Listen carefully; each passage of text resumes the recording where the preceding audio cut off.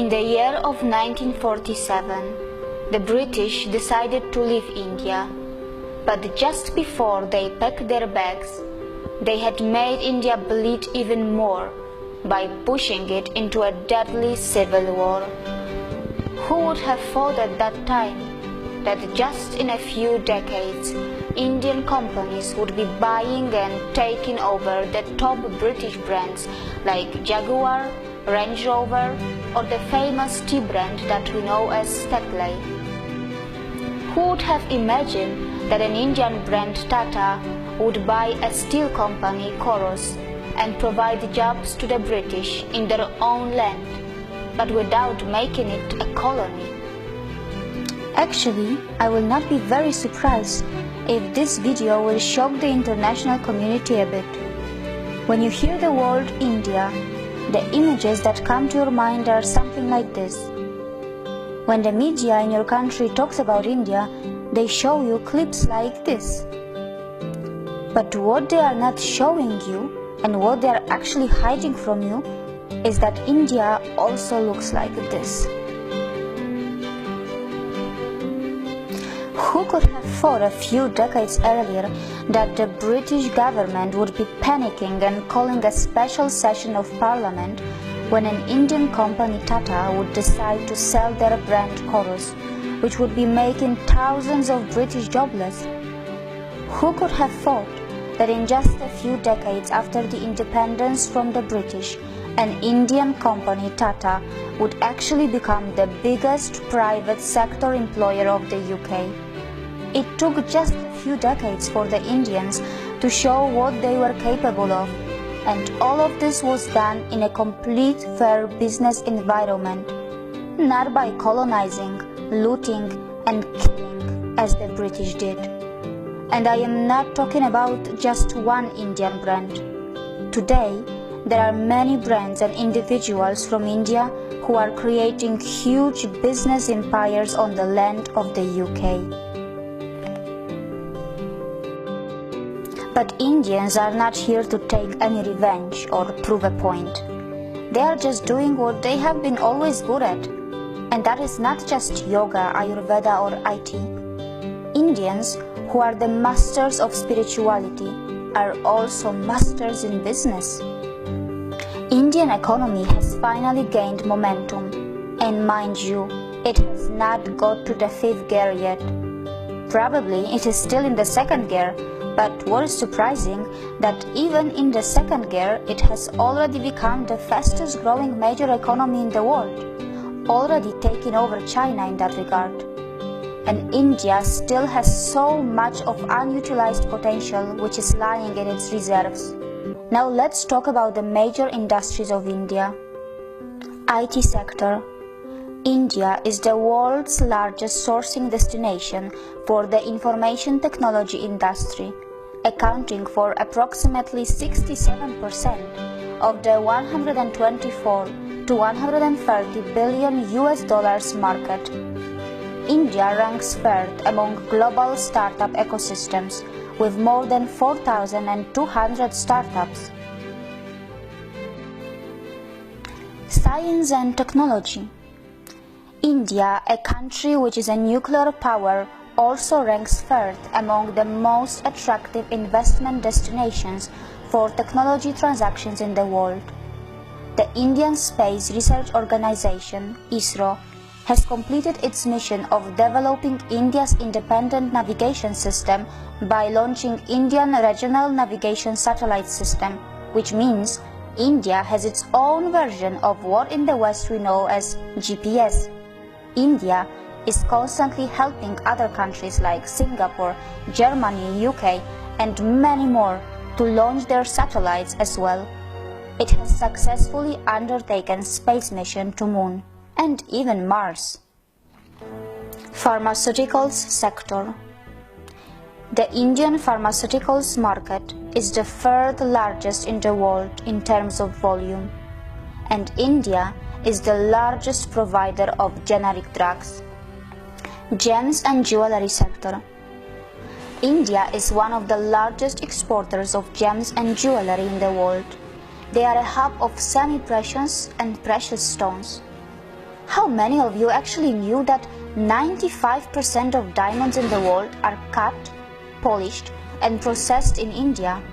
And most of it happens in just one city of India, that is called Surat. Healthcare sector. India is fast becoming a hub of medical tourism of both types of healthcare, modern medicine and natural, which includes Ayurveda and other natural treatments. It has the advantage of the new state-of-the-art hospitals and well-trained and high-skilled professionals, which is supplemented by its low cost. The cost of surgery in India is about 1/10 of what in the US or Western Europe. India is a top destination for you, whether it's about natural treatments, a heart surgery, a cosmetic surgery, or a dental treatment, which your country's natural insurance may not be covering. Real estate sector.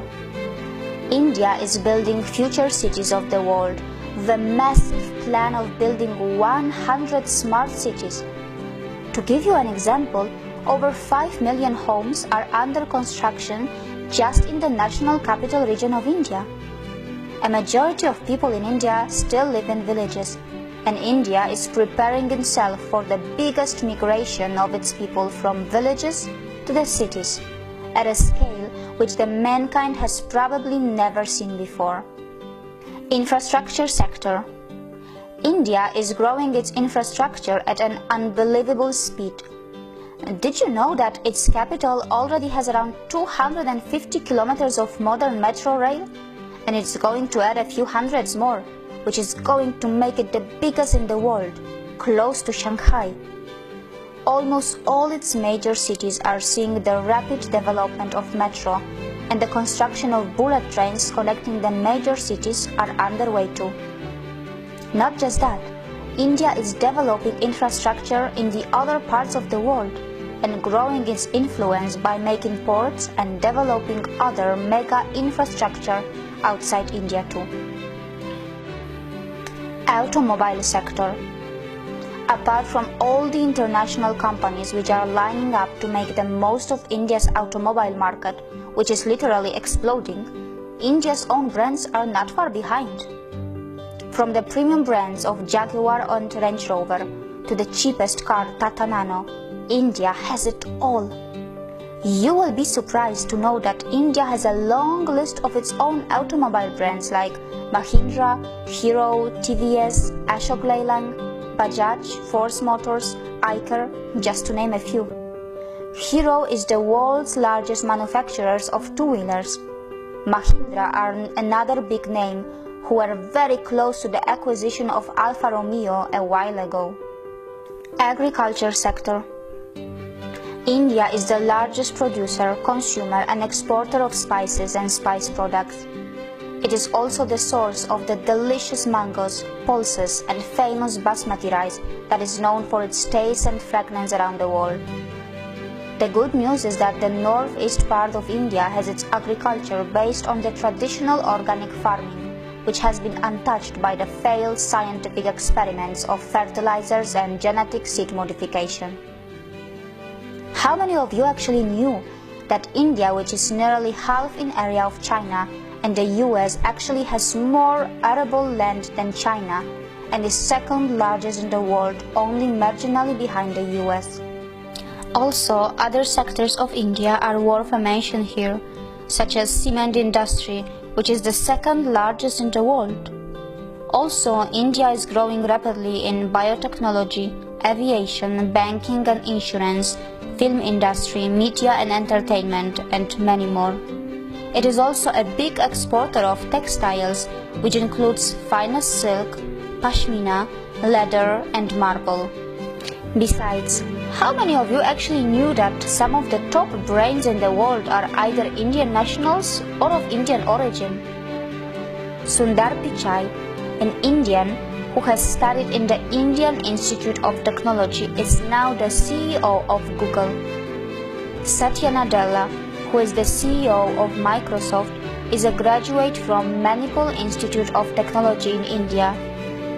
The CEO of Adobe Systems is also an Indian, and his name is Shantanu Narayan. And these are just a few names.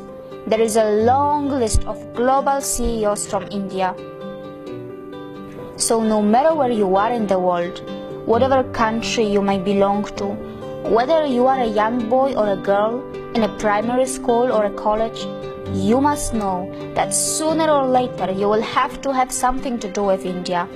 And it is inevitable because India is fast establishing itself as a top 3 economy of the world, and its true potential is even bigger than that. So it's better that you start educating yourself about the rising economic powerhouse that we know as India, because your future belongs here too. And as I have said earlier, India is not just developing, India is reclaiming. See you again.